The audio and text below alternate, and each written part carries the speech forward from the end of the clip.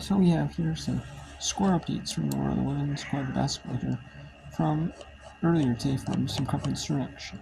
We had UCF to follow BYU 81-60, 65-44 George Washington beat Chicago, and number 18 Tennessee beat Texas A&M 77-36. So we have some action from the Sun Belt Championship second round, and the OVC, and SEC. In the Sun Belt second round, we have Georgia Southern up 57-52, Louisiana with 7.44, 9-40 Syracuse 45-20 Boston College, and Georgia 30-26 Arkansas, and Southern all over Tennessee State with a big 35-10 run in that first quarter, 45-25. Now, Tennessee State cutting a little bit back into the let's go to the fourth quarter in Pensacola Bay, Florida, where Georgia Southern is taking on Louisiana in this neutral court Sun Belt Conference tournament game, where is Georgia Southern. They defeated Southern Miss yesterday, the 13 seed, and then Marshall got the 11 seed, got by the 14 seed, South Alabama, and now we have the 12 seeds Georgia Southern, the tight one, the number 9 seed Louisiana.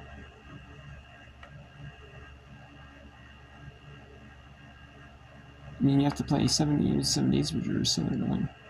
But the conference tournament, but Georgia Southern, I don't know if they can do 7, if they're going to be able to do 7 in 7 days, but of course, Verishal, you can see why she's on the bench after that contact.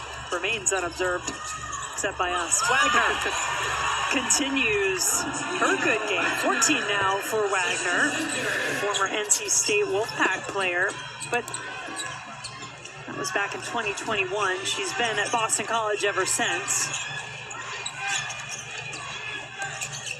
Woolley, good box out.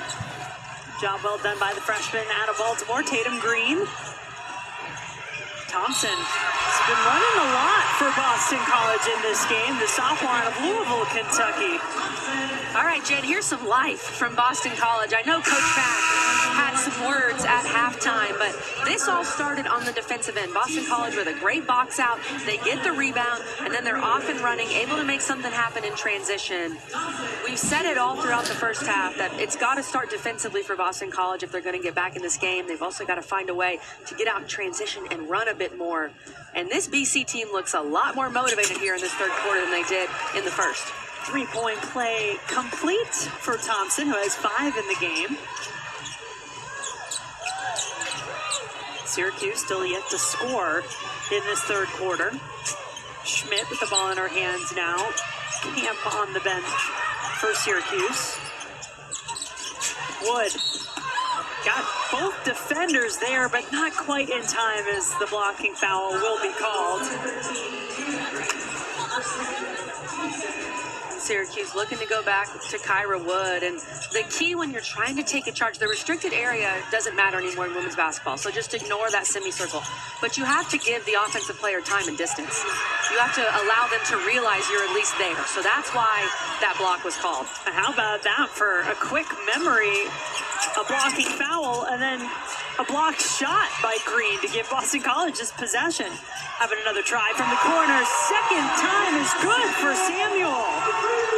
Boston College, an 8-0 run to start this second half. Coach Mack's message got through to this team at halftime. And their first made 3, Kelly. That's big. They need to make some threes. With the way Syracuse is shooting the 3 ball, they're going to have to counter. Foul on this play against Boston College. That's a big block from Tatum Green, a young freshman that they really like. She leads the team in blocks as just a freshman.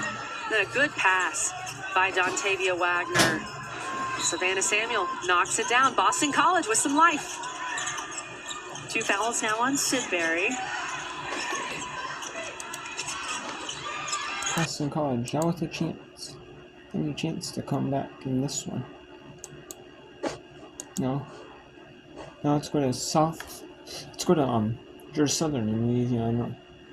in the Sun Belt Conference tournament. Will the teams will the teams with a bye win? And the farther you get on in the tournament, will like the teams with one bye, with like all these byes, fresh. I'd hope then.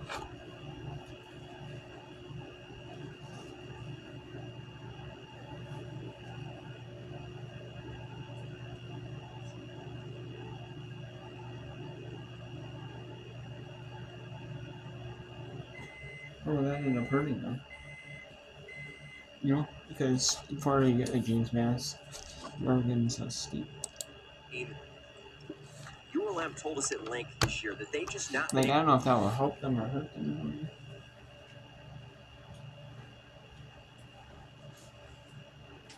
Because if you were a team that's farther on in the conference tournament,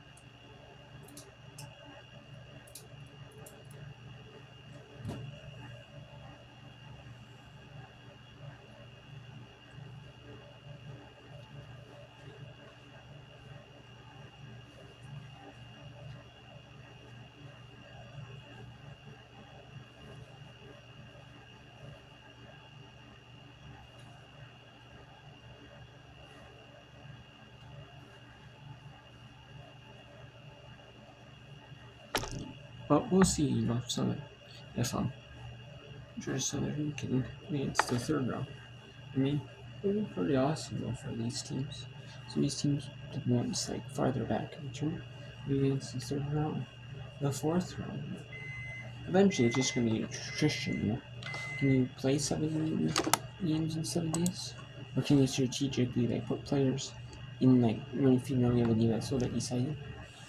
Can you maybe put them in maybe 10 points with 30 seconds to go or a minute or some sort of time?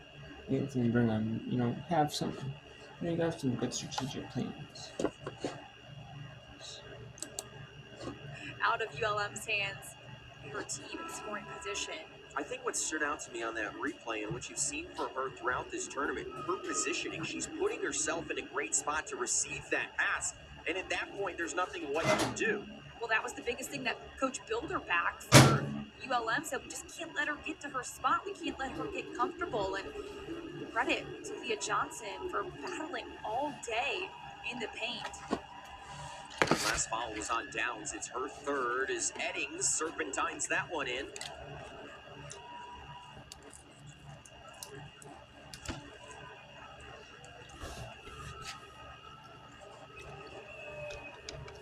Eddings repping the face mask, broke her nose earlier this season. Now 4 of her 8 in this game in the fourth quarter. The lead is growing back to 9 after ULM had made this a one-possession game what feels like 2 or 3 possessions ago. I feel like we keep talking about ULM creeping back up every time Leah Johnson's off the court, but then right when she gets back on. J.K. Johnson came up short. Gray got it back. Shakayla Johnson driving, throws it to White, who finishes through contact. Consola got that rebound, but ULM picked it right back up to earn another possession. You can see the defensive intensity starting to turn up right now for ULM as well. They need every second chance point they can get here. They really